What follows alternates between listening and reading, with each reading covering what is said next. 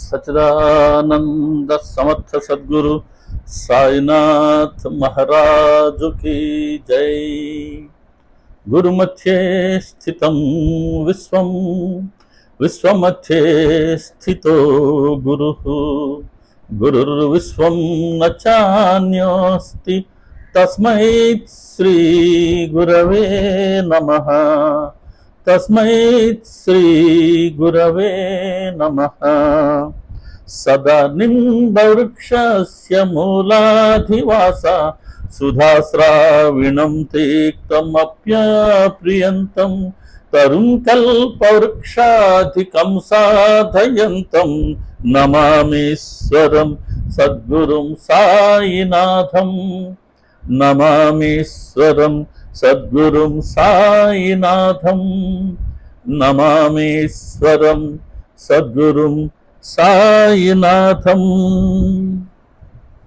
సాయి కృపతో సాయి ప్రేరణతో సాయి సన్నిధిలో జూమ్ యాప్ ద్వారా మనం రోజు జరుపుకుంటున్న సత్సంగంలో జాయిన్ అయినటువంటి సాయి కుటుంబంలోని సహచర సభ్యులైన మీ ప్రతి ఒక్కరికిను అలాగే ఈ సాయంత్రం మన అందరికీ తమ సన్నిధిని ప్రసాదించి తమ స్మరణ చేసుకునే భాగ్యాన్ని ప్రసాదించిన సమర్థ సద్గురువు సాయినాథుని దివ్య పాద పద్మాలకి నమస్కారం చెల్లిస్తున్నాను.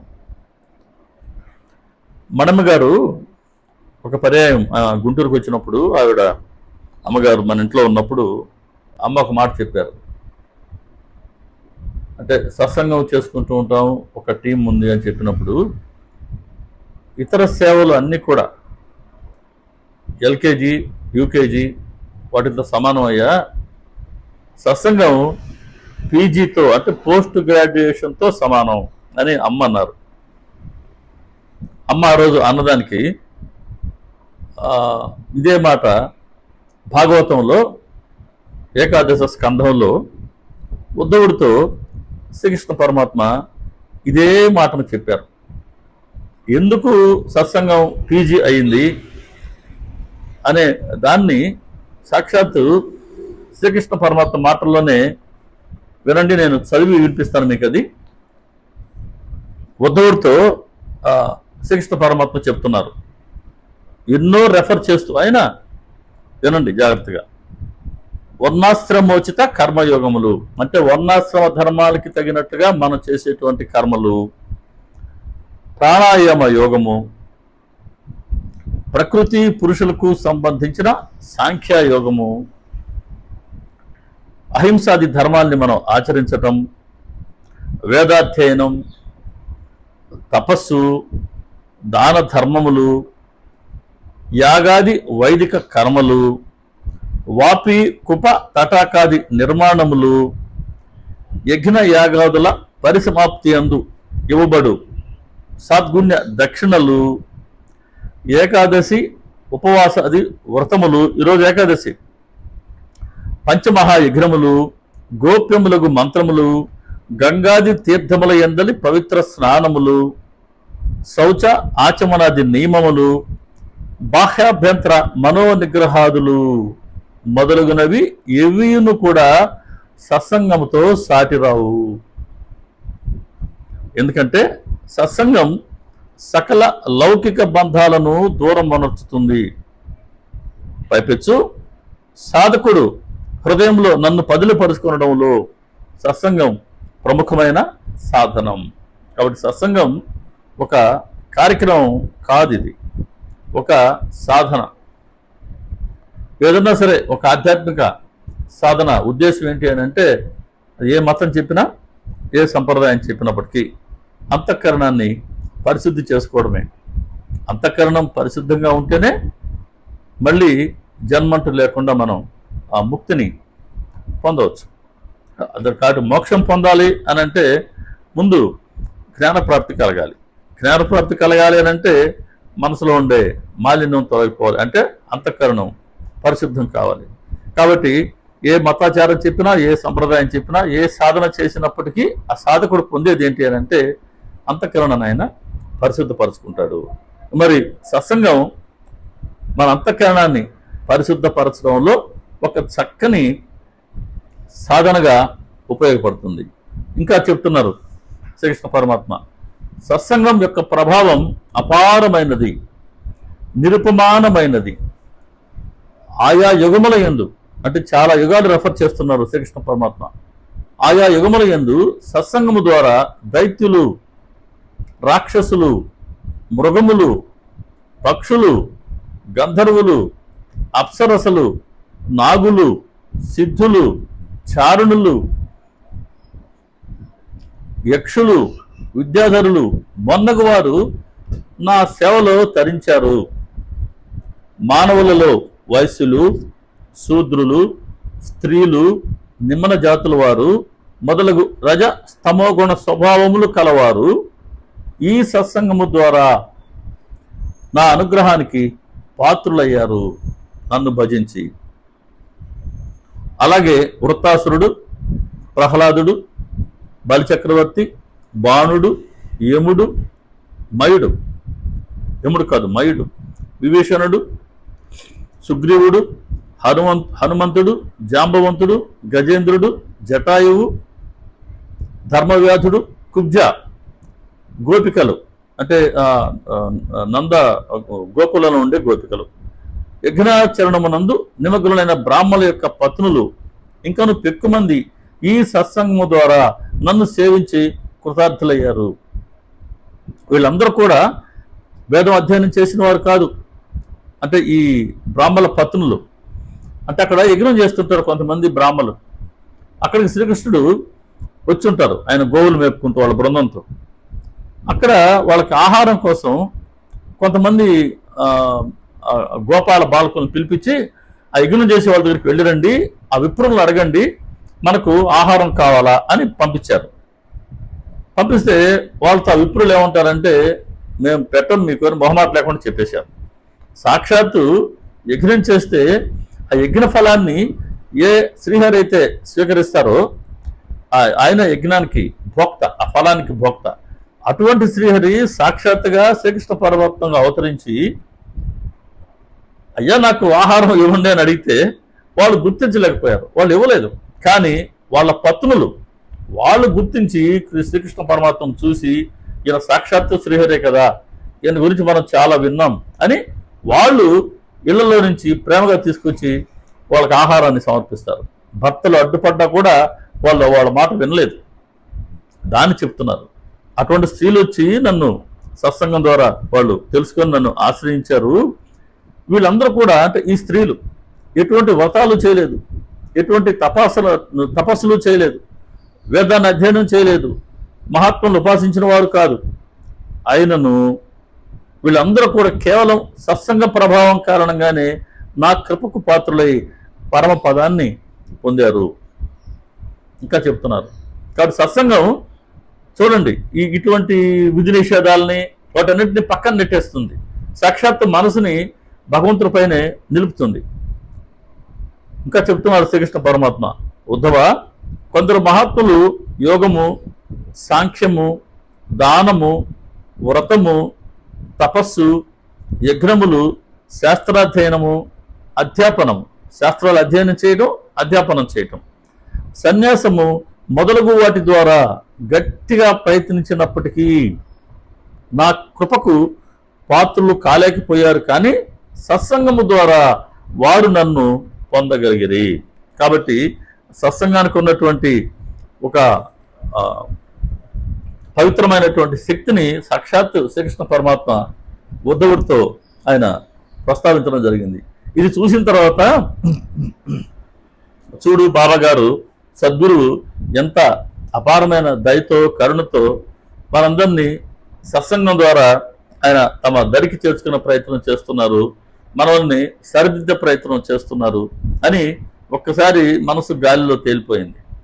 అందుకే 2వ అధ్యాయంలో హేమట్ పంత్ గారు చెప్తారు, అంటే బాబా గారి దర్శనంలో నువ్వు ఎటువంటి సుఖాన్ని పొందుతావు అని నానాసాబ్ చంద్రకర్ కాకాసాబ్ దీక్షిత్ చెప్పి కదా ఆయన్ని షిరిడీకి తీసుకొచ్చింది.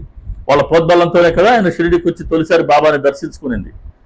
అప్పుడు ఆయన చెప్తారు, ఒక్కసారి బాబా గారిని చూడంగానే ఆయనలో అష్టభావాలు ఉప్పొంగాయి కదా, ఆ మూర్తిని చూడంగానే ఆయన పాదాలకి నమస్కారం చేయంగానే ఆయన ఆ పాద స్పర్శ ద్వారా అంతకుముందు ఎప్పుడూ పొందనటువంటి ఒక అద్భుతమైనటువంటి ఆధ్యాత్మిక భావాల్ని ఆయన అనుభూతి చెందారు. అష్టభావాలు ఉప్పొంగాయి అంటాడు. అంతటి ఆధ్యాత్మిక సుఖాన్ని అంతకుముందు ఎప్పుడు పొందలేదు ఆయన. అప్పుడు చెప్తారు, ఎవరి వల్ల ఇటువంటి సత్సంగ ప్రాప్తి నాకు ప్రాప్తించిందో అటువంటి వాళ్ళే నాకు వాస్తవమైన బంధువులు, ఆప్తులు, మిత్రులు, వాళ్ళే నిజమైన వారని చెప్తారు. కాబట్టి అటువంటి ఆధ్యాత్మిక సుఖాన్ని, ఆధ్యాత్మిక ప్రాప్తిని కలిగించేది సత్సంగం. ఇది ఒక కార్యక్రమం కానే కాదు, ఒక సాధన. కాబట్టి సత్సంగానికి కూర్చోవడం సాధనే, సత్సంగంలో వినటం చాలా పెద్ద సాధన. మనకు 10వ అధ్యాయంలో 111వ ఓవి చెప్తుంది, 122వ ఓవి చెప్తుంది, సర్వేంద్రియాలను చెవులలో నిలుపుకొని గురువు మహిమను గనక వింటే అదే సాయి గురువు యొక్క సహజమైన స్మరణ, భజన, కీర్తన. కాబట్టి గురువు నామాన్ని, గురువు గుణాలని మనం కీర్తిస్తాం, వారిని భజించాలా. గురువుని మనం భజిస్తేనే, గురువు నామాన్ని, గురువు గుణాలని, గురువు లీలల్ని మనం భజిస్తేనే ఆయన పాదాల పట్ల మనకు భక్తి కలుగుతుంది, అది స్థిరపడుతుంది. ఆ గురువు చరణాల పట్ల కలిగే ఆ భక్తి ఎంత తీవ్రంగా ఉంటుందో దానికి అనుగుణంగానే మనం పొందగలిగే ప్రయోజనం ఉంటుంది గురువు దగ్గర నుంచి. మంత్రం, తీర్థం, దేవుడు, ద్విజుడు, జ్యోతిష్యుడు, వైద్యుడు, అలాగే గురు మహారాజ్, వీరందరి పట్ల మనకు ఎంతటి విశ్వాసం ఉంటుందో, విశ్వాసం ఏ స్థాయిలో ఉంటుందో దానికి అనుగుణంగానే మనం వారి నుంచి పొందగలిగే ప్రయోజనం ఉంటుంది. సిద్ధిని దానికి అనుగుణంగానే మనం పొందగలం. కాబట్టి గురువు పాదాల పట్ల మనకు భక్తిని స్థిరంగా నమ్మకం కలిగించేది, విశ్వాసాన్ని కుదిరించేది, భక్తిని దృఢపరిచేది సత్సంగం. కాబట్టి ఆ సత్సంగం అంటే ఏం చెప్తున్నారు ఇందులో మనకు 134వ ఓవి, గురు కథా శ్రవణం అనే సత్సంగాన్ని ఆశ్రయించి మీ ప్రాపంచిక బాధలను వదిలించుకోండి. నిశ్చయంగా ఇదే మీ జీవితానికి సార్థకత. మనసులో ఎలాంటి సందేహాలను పెట్టుకోకండి. కాబట్టి గురు కథా శ్రవణం అనే సత్సంగాన్ని ఆశ్రయించి మీ ప్రాపంచిక బాధలను వదిలించుకోండి. ఏదన్నా ప్రయత్నం ప్రాపంచికలు మన సంసారంలో చేస్తుంటామనంటే అనేక ప్రాపంచిక బాధలు ఉంటాయి. సో ప్రాపంచిక బాధల్ని వదిలిస్తుంది, అటు గురువు చరణాల పట్ల మనకు భక్తిని పెంపొందిస్తుంది, ఇలా ఇహాన్ని పరాన్ని రెంటిని మనకు ప్రసాదించేది సత్సంగం. కాబట్టి సత్సంగంలో ఏం చేస్తున్నాం మనం? గురువు నామాన్ని స్మరిస్తున్నాం, గురువు గుణాలను మనం వర్ణించుకుంటూ ఉన్నాం, గురువు లీలలు మనం చెప్పుకుంటూ ఉన్నాం, గురువు బోధన చెప్పుకుంటూ ఉన్నాం, అందులో ఉండే అంతర్యాన్ని మనం గ్రహించే ప్రయత్నం చేస్తున్నాం. బాబా గారు మనకు స్ఫురణ ఇచ్చిన మేరకి అలా మన మనసుని బాబా గారి చుట్టూ ఈ సత్సంగం జరుగుతున్న అంతసేపు అయినా మనం వారి పాదాల చుట్టూ పరిభ్రమించేలా చేయగలుగుతున్నాం. అది బాబా గారి దయతో, అది కూడా ఆయన దయ ఉంటేనే కదా మనం కూర్చోగలం. మరి గురు కథని శ్రవణం చేస్తేనే అయ్యా ఇంతటి ప్రయోజనం ఉందని చెప్తున్నారే, మరి ఎందుకు ఇంత చిన్నపాటి ఒక సాధనతో ఆ ప్రయోజనాన్ని ఎందుకు ఎక్కువ మంది పొందలేరు అని అంటే, ఆ శ్రవణ లాలస అంత త్వరగా ఉత్పన్నం కాదు. భగవంతుడికి లేదా గురువుకి ఎవరి పట్లయితే అనుగ్రహం ఉంటుందో అటువంటి వారికే శ్రవణ లాలస కలుగుతుంది అని చెప్తుంది సచ్చరిత్ర. కాబట్టి ఆ శ్రవణ లాలస కలగాలి అని అంటే ముందు ఆయన పట్ల నమ్మకం కలగాలి మనకు. కాబట్టి బాబా గారు ఏం చేస్తారు? మొట్టమొదట ఆయన పట్ల నమ్మకాన్ని కలిగిస్తారు. మనం ఎవరి ద్వారా? అనేక మంది, మనకు ఎంతమంది ఫ్రెండ్స్ ఉంటారు, బంధువులు ఉంటారు, ఆప్తులు ఉంటారు. వాళ్ళు ఎవరో ఒకరి ద్వారా మన చెవిలో తమ గురించి తామే తెలియచేసుకుంటారు. ముందు ఫస్ట్ ఆఫ్ ఆల్ నమ్మకం కలగాలి. కాబట్టి మన మనసులో అనుకుందాన్ని ఏదన్నా సరే ఆయన వెంటనే ఒక అనుభవాన్ని ఇచ్చి ముందు ఆయన పట్ల నమ్మకాన్ని కలిగిస్తారు. ఒకసారి నమ్మకం కలిగిన తర్వాత ఆయనకు దగ్గరయ్యే ప్రయత్నం కొంత మేరకు మనం సహజంగానే చేస్తాం. అలా చేపించేది కూడా తిరిగి బాబా గారే. అలా 2-3 అనుభవాలు బాబా గారు మనకి ఇచ్చిన తర్వాత ఆయన పట్ల మనకు విశ్వాసం కుదురుతుంది. కాబట్టి ముందు నమ్మకాన్ని కలిగిస్తున్నారు, విశ్వాసాన్ని కుదిరిస్తున్నారు, విశ్వాసం కుదిరినాక ఇక మనం బాబా గారి దగ్గరే ప్రయత్నం చేస్తూనే ఉంటాం. ఆ దగ్గరే ప్రయత్నం చేయటంలో రకరకాల సాధన మార్గాలు ఉన్నాయి. తిరిగి మళ్ళీ సత్సంగం చేస్తుంటాం, సత్సంగంలో పాల్గొనడం ద్వారా మనం ఆయన దగ్గరే ప్రయత్నం చేస్తుంటాం. బాబా గారి దగ్గరే ప్రయత్నం చేయడం అని అంటే ఏంటి? ఇంతకీ మనకు ఆయనకి మధ్యలో ఉండే అడ్డుగోడల్ని తొలగించుకోవడమే కదా. అడ్డుగోడలు ఏ రూపంలో ఉన్నాయి? కామం, క్రోధం, మోహం, లోభం, మదం, మత్సరం. వీటి కారణంగా రాగద్వేషాలు. సో వీటిని ఏ మేరకైతే మనం తొలగించుకోగలమో ఆ మేరకి మనం బాబా గారి దగ్గర అవుతూ ఉంటాం. కాబట్టి సత్సంగం మనకి ఎంతటి ఫలితాన్ని కలిగించింది అని మనం ఎవరికి వాళ్ళం ఎప్పటికైనా సరే బేరీజ్ వేసుకోవచ్చు. ఇదో బాబా గారి వద్దకు రాకమునుపు ఈ 6 దుర్గుణాలు మనలో ఎంత తీవ్రంగా ఉన్నాయి, బాబా గారి వద్దకు వచ్చిన తర్వాత ఇప్పుడు అవి ఏ స్థాయిలో ఉన్నాయి, తగ్గినాయా పెరిగినాయా? తగ్గే ఉంటాయి. కాకుంటే ఇంకా తగ్గాలి, ఇంకా పూర్తిగా తొలగిపోవాలి. ఆయనకి మనకు మధ్యలో ఉండే అడ్డుగోడలు పూర్తిగా తొలగిపోతేనే కదా మనం ఆయన కలుసుకునేందుకు ప్రశస్తమైన మార్గం ఏర్పడేది. కాబట్టి బాబా గారి దగ్గర కావడం అని అంటే ఆయన ఎక్కడో లేరు, మన మనసులోనే ఉన్నారు, మన అంతర్యామి ఆయన. సోల్కత్ ఇది చెప్పారు బాబా, నేను నీ అంతర్యామిని, మీరు ఎక్కడైనా ఉండండి. భక్తి భావంతో కనుక నా వైపు కనుక చేతులు చాచితే మీ భక్తి శ్రద్ధలను అనుసరించి నేను ఎల్లప్పుడూ నేను మీతోనే ఉంటాను. నా నివాసం మీ హృదయంలోనే, నేను మీ అంతర్యామిని, సర్వప్రాణులలో నేనే నిరంతరం నిండి వ్యాపించి మిగిలి ఉన్నాను. నీకు ఎక్కడ ఎదురైనా, ఇంట్లో ఎదురైనా, బయట ఎదురైనా, ఎవరైనా సరే నీకు పరిచయం అయితే వాళ్ళలో నేనే తిష్ట వేసుకొని కూర్చొని ఉన్నాను.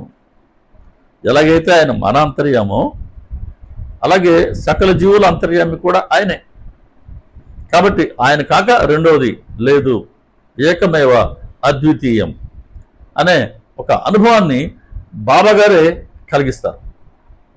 చాలా సింపుల్గా, అత్యంత సహజంగా, చాలా సులువుగా మనకి ఇటువంటి భావాన్ని బాబా గారు కలిగిస్తారు సత్సంగాల ద్వారా.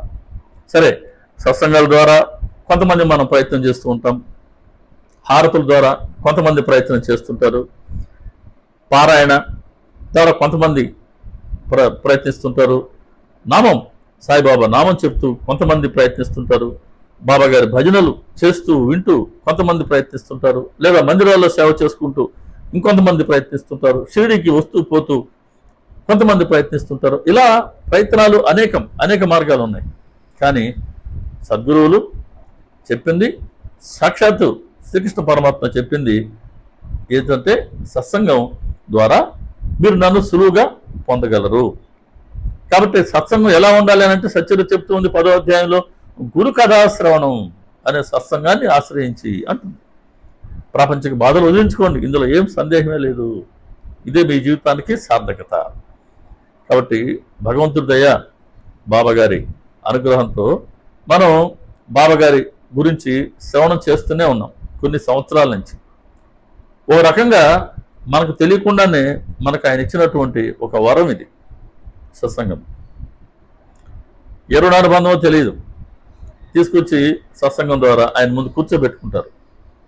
సరే, ఆయన కోరుకున్నంత పూర్తిగా మనలో మార్పులు వచ్చినాయా అంటే రాకపోయి ఉండొచ్చు కూడా. అంత సులువు కాదు. కారణం ఏంటి? 1 కోటి మంది మోక్షంలో ఉంటారు. మోక్షం అంటే ఏంటి? ఎంత త్వరగా ప్రాపంచిక బంధం నుంచి బయటపడి భగవంతుడిని లేదా గురువుని మనం చేరుకోగలమా అని తీవ్రంగా ప్రయత్నించేవాళ్ళు, పూర్తిగా ప్రపంచాన్ని విడిచిపెట్టి ఎటువంటి సుఖాలని కోరుకోకుండా ప్రాపంచిక సుఖాలని కేవలం ఎంత త్వరగా ఈ ప్రాపంచిక బంధాల నుంచి బయటపడి ఎంత త్వరగా మనం భగవంతుడిని లేదా గురువుని చేరుకోగలమా అని తీవ్రంగా మోక్షేచ్ఛతో ప్రయత్నం చేసేవాడు మోక్షం. ఇటువంటి వాళ్ళు 1 కోటి మంది ప్రయత్నిస్తే ఒక్కరు అందులో సఫలీకృతం అవుతారు. కాబట్టి ఆయన చేరుకోవడానికి ఎంత సాధన కావాలో మనకది అర్థమవుతూనే ఉంది. మనగా మనం బేరీ చేసుకుంటే కూడా ఇన్నేళ్లుగా మనం బాబా గారి ముందు కూర్చున్నాం, బాబా గారి గురించి వింటున్నాం, సచరిత్ర పారాయణ చేస్తున్నాం. ఇన్ని చేసినప్పటికీ మనలో ఈ 6 దుర్గుణాలు ఉన్నాయి కదా, పూర్తిగా ఎలిమినేట్ కాలేదు కదా, పూర్తిగా తొలగిపోలేదు కదా. కాబట్టి ఇవన్నీ పూర్తిగా తొలగిపోతే కానీ రాగద్వేషాలు తొలగవు. రాగద్వేషాలు ఏ కొంత మిగిలి ఉన్నప్పటికీ మళ్ళీ జన్మల పరంపర తప్పదు. రాగం మన పట్ల మనకే రాగం అండి. మన పట్ల మనకున్న దానికన్నా ఇంక దేనికైనా రాగం ఉంటుందా అంటే శరీరాభిమానం నేను నాది అనుకోవడమే రాగం. దీనికి వ్యతిరేకంగా అకారణంగా కావచ్చు, లేదా మనం ఆపాదించుకున్న కొన్ని కారణాల వల్ల కావచ్చు, మనకు కొందరి పట్ల ద్వేషం ఉంటుంది, వాళ్ళ పట్ల అయిష్టత ఉంటుంది, వాళ్ళ పట్ల మనకు సహనం ఉండదు, చాలా అత్యంత అసహనంగా ఉంటాం. ఈ భావన కూడా మనసులో ఉన్నంత వరకు, శత్రుత్వ భావం మనసులో ఉన్నంత వరకు కూడా మళ్ళీ జన్మల పరంపర తప్పదు. కాబట్టి చాలా సున్నితమైనటువంటి అంశం రాగద్వేషాలకి దూరంగా ఉండగలగటం. మొన్న కురుక్షేత్రంలో జరుగుతున్నటువంటి భగవద్గీత సప్తాహ సత్సంగాల్లో మున్రెడ్డి గారు ఇదే చెప్పారు. ఒక చార్ట్ ప్రిపేర్ చేసుకోండి, ఎవరికి వాళ్ళు తారీఖు వేసుకోండి, రాగము ద్వేషం అని పెట్టుకోండి. మీ మనస్ఫూర్తిగా ఆ రోజు రాత్రి పడుకోబోయే ముందు ఈరోజు నా మనసులో రాగం జనించిందా లేదా, జనించగనుకుంటే టిక్, జనించకపోతే ఇంటూ పెట్టేసుకోండి.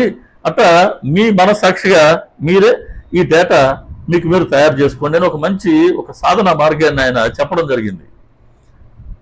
నిజమే, చాలా అవసరం అది. మనల్ని మనం ఏ రోజుకి ఆ రోజు కాస్త బేరీజ్ వేసుకునేందుకు మనకది ఒక చక్కటి అంశం అవుతుంది, ఒక చక్కటి మార్గం అవుతుంది. తారీఖు వేసుకున్నాం, రాగం ఈరోజు నాలో జనించిందా లేదా, జనించుంటే టిక్ మార్క్ అంటే మనం ఆ రోజు ఎరుకలో లేనట్టే. ఆ రోజు కనుక రాగం జనించలేదా అంటే మన గురించి మనం గొప్పగా చెప్పుకోలేదా, మన గుణాలు మనం ఎదుటి వాళ్ళ ముందు గొప్పగా చెప్పుకోలేదా, మన వాళ్ళ గురించి చెప్పుకోలేదా, లేనిపోయిన గొప్పలు మనం ఆపాదించుకోలేదా, మంచిదే. కాబట్టి ఈరోజు రాగం జనించలేదు, ఇంటూ మార్కు, మంచిది. మనం ఎరుకలో ఉన్నట్టు లేదా మన గురించి మనం సెల్ఫ్ డబ్బా కొట్టుకున్నా, అనవసరంగా మన గొప్పలు మనం చెప్పుకున్నా, నేను అది చేస్తాను నేను ఇది చేస్తానని చెప్పుకున్నా, లేదా మన బంధువులు ఇట్లా, మా కూతురు ఇట్లా, మా కొడుకు ఇట్లా, మా అల్లుడు ఇట్లా, కోడల గురించి చెప్పంలే, మా అల్లుడు ఇట్లా, మనవాళ్ళు మనవరాళ్ళు ఇట్లా అని విపరీతంగా చెప్పుకున్నాం అనుకోండి, సందర్భం ఉన్నా లేకపోయినా కూడా ఇవన్నీ కూడా ఇదిగో నేను అది కట్టించాను ఇది కట్టించాను, ఇవన్నీ మనలో ఉండే రాగాన్ని సూచిస్తూ ఉంటాయి. ఈ డేటా మనకు చాలా ఉపయోగపడుతుంది. రెండోది ద్వేషం. పలానా వాళ్ళు అని పేరు అనగానే మనం ఖండిస్తుంటాం, లేదా వాళ్ళలో ఉన్న మంచి గుణాన్ని కూడా ఒక లేనిపోని ఒక చెడుని ఆపాదిస్తూ ఉంటాం. ఇలా ఎదుటి వాళ్ళ గుణాలకి మనం చెడుని ఆపాదించటం ఇది అసూయ, ఇది అసూయ. అలాగే వాళ్ళ ప్రస్తావన రాగానే మనలో కనుక తీవ్రమైన అసహనం వస్తే అది వాళ్ళ పట్ల మనకు ఉన్న ఈర్ష్య, క్రోధ వృత్తి, ఇలా అసూయ, ఇలా ఈర్ష్య, ఇవన్నీ కూడా మత్సరం ఉన్న, ఇవన్నీ కూడా మనకు ద్వేషానికి గుర్తు. కాబట్టి ఇవన్నీ కూడా మనం ఏ రోజుకి ఆ రోజు నేను ఎవరినైనా ద్వేషించానా, ఎవరి గురించి చెడుగా మాట్లాడానా, వాళ్ళలో ఉన్న తప్పును పట్టడం కూడా ద్వేషమేనండి. తప్పులు పెట్టడానికి మనమెవరు తప్పులు పెట్టడానికి? కాబట్టి అందరిలో ఉన్న పరమాత్మ ఉన్నప్పుడు అవసరమైతే మన తప్పేంటో ఆయన మనకు తెలియచేస్తారు కూడా. కాబట్టి ఎదుటి వాళ్ళ తప్పుని మనం పట్టడం అనేది అది చాలా హానికరం మనకు నైతికంగా.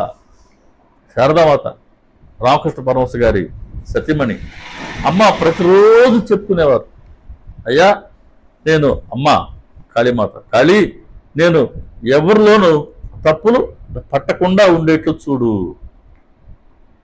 కాబట్టి అటువంటి తప్పులు పడుతుంటే అది ద్వేషానికి గుర్తు. ఇది మనకు చాలా నైతికంగా పతనావస్థకు తీసుకెళ్తుంది. కాబట్టి చాలా సహజంగా చెప్పేస్తుంటాం వాళ్ళట్లా వీళ్ళిట్లా అని. కాబట్టి ఎక్కడికక్కడ మనం ఎరుకులో ఉంటే ఎవరి గురించి కూడా విమర్శించకూడదు. ఇదే బాబా చెప్పారు, మీరు ఎవరినైనా సరే నిందిస్తే అది నన్నే దూషించినట్లు, నా మనసునే గాయపరిచినట్లు. 10 మంది నీ గురించి పరుషంగా మాట్లాడవచ్చుగాక, ఆ సందర్భంలో నువ్వు సహనాన్ని వహించు, కానీ తిరిగి పరుషంగా వాళ్ళకి కఠినంగా బదులు ఇవ్వవద్దు. ఎవరైనా సరే మోసగిస్తే అది నన్నే బాధ పెట్టినట్లు. కానీ ఎవరైతే ఇటువంటి బాధల్ని సహిస్తూ వస్తారో సహనంతో, అటువంటి వారు నన్ను సుఖపెట్టినట్లు అన్నాడు బాబా. కాబట్టి బాబా గారికి సుఖాన్ని ఇద్దామా లేదా బాబా గారిని బాధ పెడతామా అనేది ఎవరి చేతిలో ఉంది? అల్టిమేట్గా మన చేతిలో ఉంది. ఎప్పుడు అలా చేయగలం? మనం ఎరుకలో ఉంటేనే అది చేయగలం. కాబట్టి ఎరుకలో ఉండాలి అని అంటే ఏదో ఒకటి మనం గట్టిగా ఒక సాధన మార్గాన్ని ఎంచుకోక తప్పదు. కాబట్టి నేనైతే అనుకున్నా ఈ రాగం ద్వేషం అనేది ఈ డేటా నేను చెప్పాను మున్రెడ్డి గారికి. సార్ తప్పకుండా మంచి సూచన ఇచ్చారు మీరు. మళ్ళీ వచ్చేసారి మీ కార్యక్రమానికి వచ్చేసరికి నేను ఈ డేటా తయారు చేసుకొని దాన్ని యాజ్ ఇట్ ఈజ్, ఎవరో కోసం కాదు కదా, నాకు మనసులో ద్వేషం వచ్చిందనుకో నేను దాన్ని ఒప్పుకున్నప్పుడే రెండో రోజు నాకు అది గుర్తు చేస్తుంది, అరే బాబు నువ్వు తప్పు చేస్తున్నావు అని. నేను రాలేదు, అన్ని నేను బాగున్నాను అనుకుంటూ పోతే అది నన్ను నేను మోసం చేసుకున్నట్టు కాదా? కాబట్టి అటువంటి వాటికి పాల్పడకుండా యథార్థంగా మన అంతఃకరణం సాక్షిగా, మన మనస్సాక్షిగా ఈ డేటా తయారు చేసుకుంటే చూద్దాం, ఒక 2-3 నెలల తర్వాత మనలో ఏదన్నా మార్పు వస్తుందా లేదా అని మనకే తెలుస్తుంది. కాబట్టి అటువంటి సత్సంగాలు ఇదే. మరి సత్సంగం శరీరం మీద అభిమానాన్ని తొలగిస్తుంది. 10వ అధ్యాయం. హృదయ గ్రంథి తక్షణం విచ్ఛేదనం అవుతుంది, జన మరణాలని తప్పిస్తుంది. ఎలా తప్పిస్తుంది? ఇదో ఇలాంటి మార్పు, ఇటువంటి ఒక ఆలోచన విధానాన్ని మనం తెలుసుకుని ఆ ఆలోచనని మనం ఇంప్లిమెంట్ కనుక చేస్తే అప్పుడు మనలో ఉండే రాగద్వేషాలు కనీసం తీవ్ర తగ్గుతాయి. ఒకసారిగా పూర్తిగా పోలేకపోయినప్పటికీ, లేదా పూర్తిగా పోయినాయా అదిగో బాబా గారి అనుగ్రహమే. కానీ ప్రయత్నం మాత్రం మనం తీవ్రంగా చేయాల్సిందే. కాబట్టి అలా ప్రయత్నం మనం తీవ్రంగా చేస్తూ మనలో ఉండే రాగద్వేషాలని తొలగించుకునేందుకు, మనలో ఉండే ఈ పాపకర్మను మనం మళ్ళీ పేర్కొని పోకుండా, దాన్ని మళ్ళీ పేర్కోకుండా ఉండేందుకు మనం గట్టిగా ప్రయత్నం చేయాల్సి ఉంటుంది. కర్మఫలం ఉండిందా దాన్ని అనుభవించడానికి మళ్ళీ జన్మల పరంపర తప్పదు. ద్వేషం ఉండిందా, శత్రుత భావన ఉండిందా, అది చాలా హాని చేస్తుంది. అదిగో వీరభద్రప్ప చెన్నబసప్ప చనిపోయినా, మళ్ళీ పాముగా కప్పగా పుట్టినా మళ్ళీ ఆ ద్వేషభావం తొలగిపోలేదు కదా, మన కళ్ళ ముందే కనబడుతుంది కదా. ఉత్తమమైనటువంటి మానవ జన్మను కోల్పోయి పాముగా కప్పగా పుట్టినప్పటికీ ఆ ద్వేష భావన పోవడం లేదు. ఇది జనన మరణాలకి ఇంకా అనేక జన్మలకి తావిస్తూనే ఉంటుంది. కాబట్టి సత్సంగం శరీర అభిమానాన్ని తొలగిస్తుందనంటే నేను చాలా తెలివైనవాడిని, నేను ఈ పని చేయగలను, నేను ఆ పని చేయగలను అనే కర్తృత్వాన్ని, నేను అనే అహంకారం ఉంటేనే కర్తృత్వం ఉంటుంది. కాబట్టి నేను అనే అహంకారాన్ని, నాది అనే మమకారాన్ని, ఇది శరీర అభిమానం, దీన్ని తొలగిస్తుంది సత్సంగం. ఇప్పుడు మనం ప్రయత్నించాలా, మనం ఎరుకలో ఉండాలా. దీన్ని బాబా గారు వద్దన్నారు. కాబట్టి మనం ఇలా ప్రవర్తించకూడదు అని కనుక మనం ఒక్కసారి ఎరుకలో కనుక్కుంటే మనం అటువంటి ఆ దుష్కర్మలకి పాల్పడకుండా దూరం కాగలం. సత్సంగం పట్ల హృదయ గ్రంథి విచ్ఛేదనం అవుతుంది. హృదయ గ్రంథి ఎందుకో అన్నిట్లో ఉన్నటువంటి ఆసక్తే, సంగత్వమే హృదయ గ్రంథి. ఆ సంగత్వాన్ని తొలగిస్తుంది. సత్సంగత్వే నిస్సంగత్వం, శంకరాచార్యులు చెప్పింది. నిస్సంగత్వే నిర్మోహత్వం, నిర్మోహత్వే నిశ్చలతత్వం, నిశ్చలతత్వే జీవన్ముక్తి. కాబట్టి జీవన్ముక్తి పొందడమే మానవ జన్మ యొక్క అది పరమావధి, అంతిమ లక్ష్యం. అలా జీవన్ముక్తిని పొందాలనంటే ముందు మనసు నిశ్చలంగా ఉండాలి. నిశ్చలతత్వం, మనసు నిశ్చలం అవ్వాలా. మనసు ఎప్పుడు నిశ్చలం అవుతుంది? మనలో సంగత్వం ఉంటే అది కాదు, మనలో ఉండే మోహత్వం ఉంటే అది కాదు. కాబట్టి మనలో ఉండే మోహం అజ్ఞానం తొలగిపోతేనే మనసు నిశ్చలంగా ఉంటుంది. కాబట్టి మనసు నిశ్చలంగా ఉండాలనంటే నిర్మోహత్వం ఉండాలనంటే మనం నిస్సంగత్వానికి, అన్నిటికీ మన సంగత్వానికి అలవాటు. అక్కడ కూడా అంతే, ఎక్కడైనా అంతే. మనం ఒక మొదటి రోజు ఏ సీట్లో కూర్చుంటామో రెండో రోజు అదే సీటు మనకు కావాలా అనుకుంటాం. దాంట్లో మళ్ళీ ముందు రోజు సాయంత్రం ప్రోగ్రామ్ అయిపోయేవాళ్ళు రేపు పొద్దున తమ సీట్ల కోసం అక్కడ పుస్తకాలు ఖర్చులు వేసిపోయేవాళ్ళు. ఎవరిదైనా అదే పద్ధతి. అదే సంగత్వం. ఒకరోజు కూర్చున్నాం లేదో ఆ సీటుతో మనకు సంగత్వం వచ్చేసింది, కాస్త పరిచయం అయితే వాళ్ళతో సంగత్వం వచ్చేసింది. మరి దానికే సంగత్వం ఏర్పడితే ఈ శరీరానికి సంబంధించిన కుటుంబం, కుటుంబ సభ్యులు, ఆస్తులు, పాస్తులు, వీటితో ఎంత లోతుగా ఉంటుంది సంగత్వం. సంగత్వం ఉండిందా అది మోహత్వానికి, అది మనలో ఉండే చంచలత్వానికి దారితీస్తుంది. కాబట్టి సంగత్వం తొలగిపోవాలా, అదే నిస్సంగత్వం. నిస్సంగత్వం ఎలా వస్తుందయ్యా అంటే సత్సంగం ద్వారా వస్తుంది. కాబట్టి సత్తుతో, భగవంతుడితో లేదా సద్గురువుతో, ఒక మంచి సత్పురుషుడితో, ఒక మంచి సాధువుతో లేదా సద్గ్రంథంతో మనం సాంగత్యం చేస్తే ఇది క్రమంగా మనలో ఉండే ప్రాపంచికతని, మనలో ఉండే అజ్ఞానాన్ని తొలగిస్తూ వస్తుంది. కాబట్టే సత్సంగానికి హృదయ గ్రంథి విచ్ఛేదనం అవుతుంది.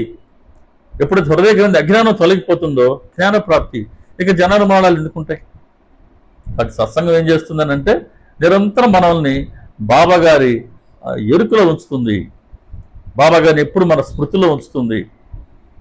కాబట్టి ఎంతగా మనం బాబాగారిని, బాబాగారి బోధల్ని మనం మన ఎరుకలో ఉంచుకొని ఆయన చెప్పినట్టుగా మనం ఆచరిద్దాం అని గట్టిగా మనం ప్రయత్నిస్తామో, ఎప్పుడెప్పుడు ఇటువంటి సత్సంగాలు వచ్చేటువంటి సూచనలు సాక్షాత్తు భగవంతుడు మనకి ఇచ్చినట్టే కదా.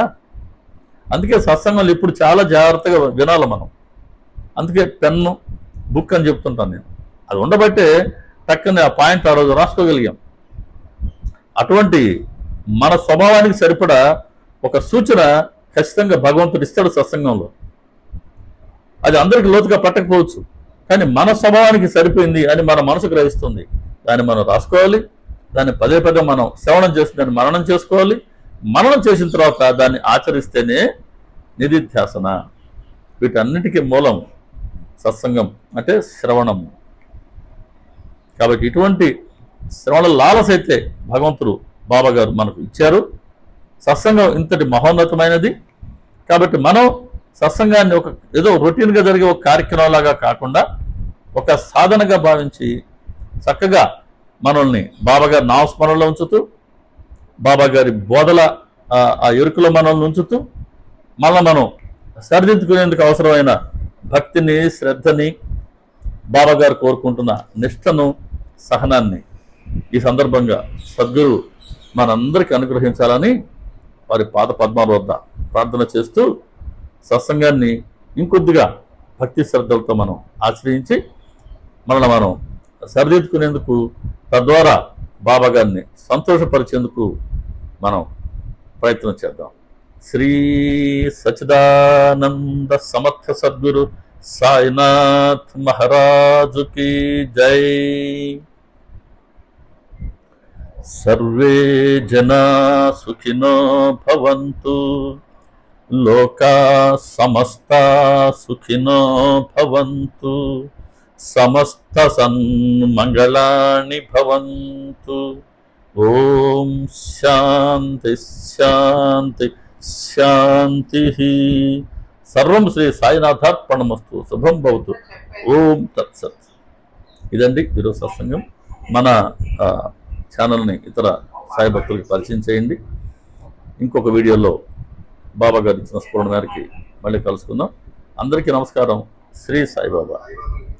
ఒకటి యోగా సంబంధించిన ఒకటి వీడియో పెట్టాను, మోకాళ్ళ నొప్పులకు సంబంధించి. అది మొదటి వారానికి సంబంధించింది. ఇంకా 4 వారాలు కూడా రికార్డ్ చేసి అప్లోడ్ చేస్తాను. ఇంకా ఏ సమస్య ఉన్నా సరే ఒకసారి నాకు యూట్యూబ్లో కానీ దానికి కామెంట్ యాడ్ చేయండి, లేదా మీ ఫోన్ నెంబర్ ఇవ్వండి, నన్ను ఫోన్లో కాంటాక్ట్ అవ్వండి. ప్రతి వ్యాధికి చికిత్స ఉంది. గురుగారు గోపాల్ రెడ్డి గారు ఇక్కడ ఊర్లోనే ఉంటారు. సో ఏ వ్యాధి వచ్చినా సరే దానికి సరిపడా ఎటువంటి ఆసనాలు ఉన్నాయో చికిత్సలు, యోగాల్లో వాటిని కూడా చేసి నేను అప్లోడ్ చేస్తాను. మనం ఇంట్లో ఉన్నప్పుడు వాటిని చూసుకుంటూ మనం ప్రాక్టీస్ చేసుకోవచ్చు.